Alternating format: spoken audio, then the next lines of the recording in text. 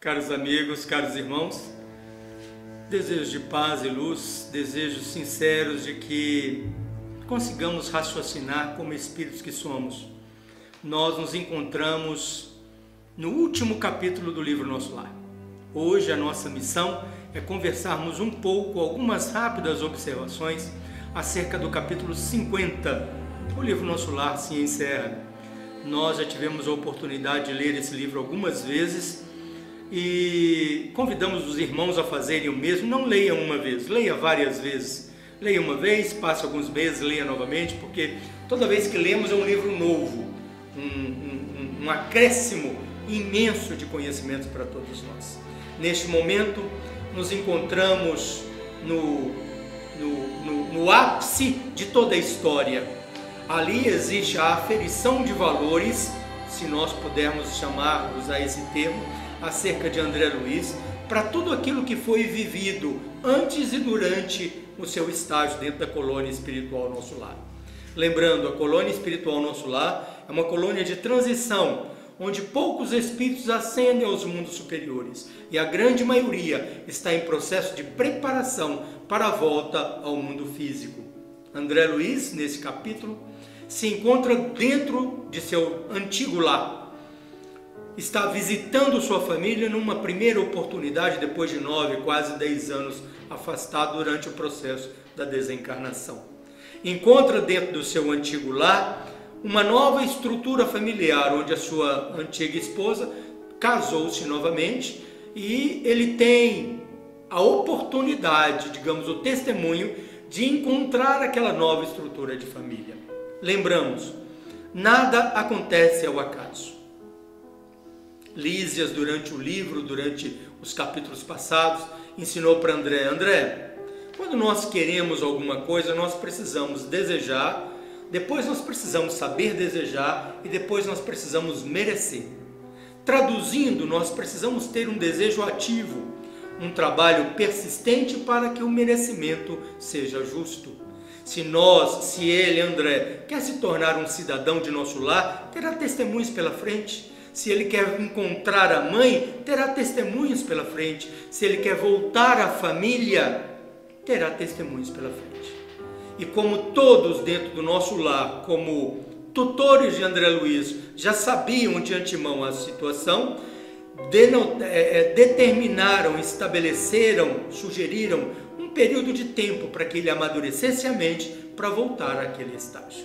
Não é? Nós gostaríamos de começar esse capítulo lendo uma frase que foi dita por Dona Laura a ele, André Luiz, e que no momento do testemunho ele relembra, recorda e que é de suma importância para ele. Dona Laura disse assim para André: recordei Dona Laura, certa feita, me afirmara que toda criatura, no testemunho, deve proceder como a abelha, acercando-se das flores da vida, que são as almas nobres, no campo das lembranças, extraindo de cada uma a substância dos bons exemplos para adquirir o mel da sabedoria. Dona Laura sugere a André que durante o período de testemunho ele haja como a abelha que se cerca de flores, absorvendo de cada flor o néctar, a essência, o conhecimento, o alimento, a substância de cada um. Nós tínhamos dito no vídeo passado que testemunhos são processos absolutamente naturais na vida de todos nós. Todos nós passamos por testemunhos. A vitória, quando existe, quando esse testemunho é suplantado, é ultrapassado com galhardia, Deus nos promove a abertura de novos estágios para continuarmos nosso processo evolutivo. Quando existe a queda, infelizmente nós somos convidados a voltar ao caminho anterior e passar novamente por testemunhos similares, não é? Então observemos nós. depois de aquele afloramento absurdo de sentimentos extremamente nocivos, onde a raiva, o ciúme, o amargor, o ressentimento brota de uma maneira tão forte na sua intimidade, depois das reflexões ditas por Clarencio a ele, dizendo: ame a Deus sobre todas as coisas e ao próximo como a si mesmo, depois de um processo de meditação extremo, ele reconhece, aceita e toma a decisão efetivamente de ajudar Ernesto, aquele que é o segundo marido da sua ex-esposa, da sua antiga esposa. Esta decisão, ele tenta alguma solução, mas não consegue. Lembrando da frase de Dona Laura, ele diz: acerque-se das flores, das pessoas boas, lembre o que elas te ensinaram. E aí ele lembra que Narcisa, Tobias, disse a ele: o pensamento no mundo espiritual não tem limites. A locomoção também não tem essa dificuldade. Então ele pensa em Narcisa, pensa e faz a sua prece pedindo ajuda, orientação a Narcisa. Durante o seu período de prece, ele sente alguém tocar o seu ombro e a Narcisa. Neste momento, ele não precisa contar a ela o que está acontecendo. Nós temos um doente na cama em vias de desencarnação, temos 2, 3 entidades obsidiando a ele, um quadro de penúria, um quadro relativamente sério, mas que Narcisa imediatamente afasta os obsessores e diz: André, nós não temos tempo agora a perder.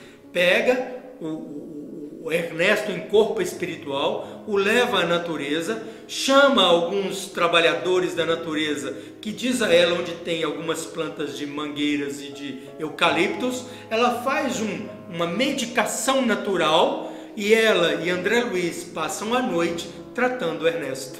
Aquele que no primeiro momento André Luiz teve tanta antipatia, teve tanta resistência, ele agora passa a noite toda tratando aquele espírito, não é? Durante a manhã, para aquele que anoiteceu quase desencarnando, o médico é chamado e mostra uma melhora exuberante, uma melhora fantástica. Agora, a voz divina que fala no santuário da minha alma é só perdão e amor. Zélia, me perdoe.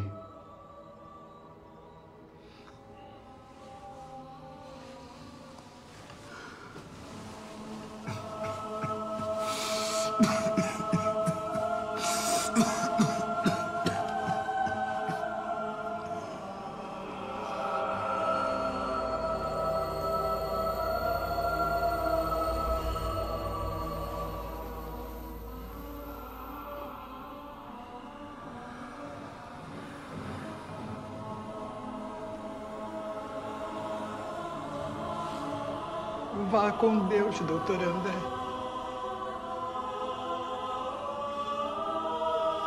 Obrigado, Smiley.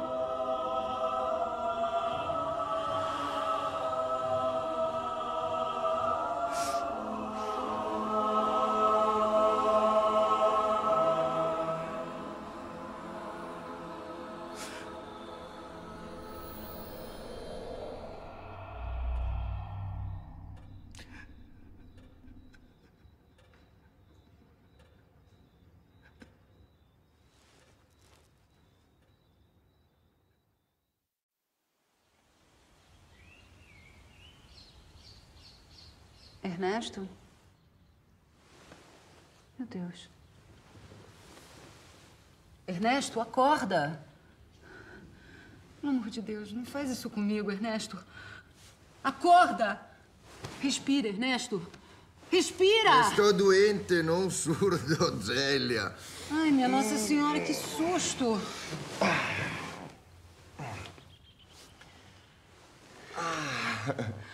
Você está melhor. Sim, estou bem melhor, muito melhor. Sabe, eu sonhei com um homem, com um jeito muito amigo, que pedia para eu beber água.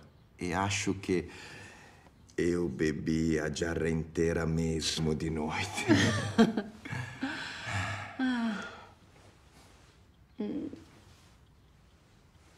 Vieni qua, vieni qua.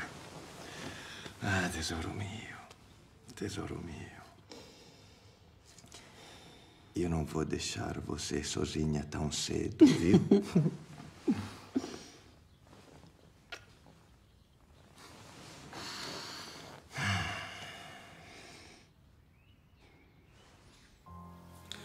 O fato da melhora de Ernesto, do trabalho de André Luiz, o fato da renovação, são fatos exteriores. O grande benefício se mostra na intimidade de André.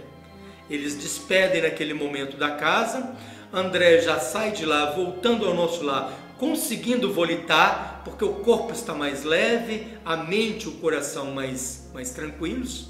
Ele volta ao nosso lar. Ao adentrar a colônia Nosso Lar, tinha sido preparada uma recepção para André Luiz, onde cerca de 200 pessoas o acolhem, e Clarencio diz a ele que até aquele momento ele era um tutelado de Clarencio dentro de Nosso Lar, mas que a partir de agora ele se torna um cidadão de Nosso Lar. Esta expressão, cidadão de Nosso Lar, inclusive é aquela que dá nome ao título, ao capítulo 50 do livro Nosso Lar. Não é? Meus irmãos, 8 anos de regiões umbralinas, 1 ano de trabalho dentro da colônia espiritual, acúmulo de filosofia, acúmulo de trabalho, agregação ou conquista de amigos, de valores, de conhecimentos, para passar pelo testemunho que passou. Vencido o testemunho, novos horizontes se abrem para André Luiz, como para todos nós também. Não é verdade? Com muito carinho, com muito prazer, com uma alegria imensa, nós participamos deste projeto chamado Nosso Lar. Uma alegria imensa, gratidão por todos aqueles que colaboraram direto e indiretamente conosco, pedindo a vocês, sugerindo a vocês que coloquem lá suas observações, mesmo se vocês têm alguma sugestão de novo estudo, de novo livro, de outras observações, coloquem lá. Todas as suas observações são avaliadas, reconhecidas e colocadas em pauta, com certeza. Muita alegria, gratidão a Deus, gratidão aos bons espíritos que imaginamos puderam nos ajudar aqui. Desejo de paz e luz a todos nós. Sigamos com Deus.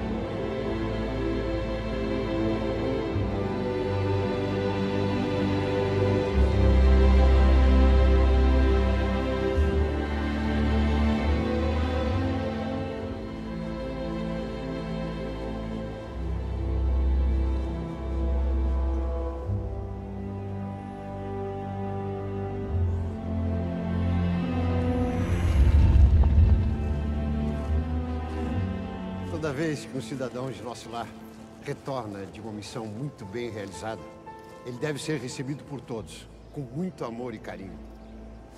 Bem-vindo de volta à nossa cidade, André. Obrigado por tudo, ministro. Deve abrir uma vaga no grupo dos samaritanos. E será que eu poderia? Se assim desejar.